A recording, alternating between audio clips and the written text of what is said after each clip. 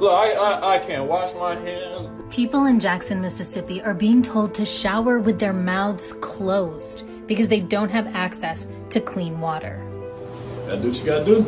So what do racism and profit-based interests have to do with a crisis like this? For starters, when water infrastructure was first being built in the US, only the rich could afford to get it. Running water utilities is still a money-making business 200 years later.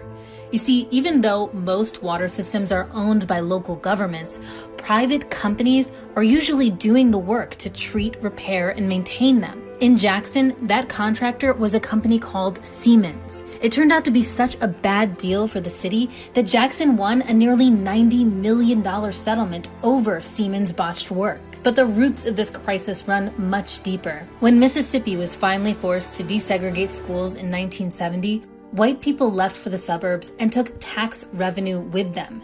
Today, you've got a city that is largely black, with a quarter of people living in poverty, and a crumbling water service that's been neglected for years. Here's what the city of Jackson's mayor has to say about it. This is a set of accumulated problems based on deferred maintenance that has not taken place over decades. And then major flooding finally broke the system. And this is an ongoing problem for communities of color across America, in Flint, Newark, Detroit.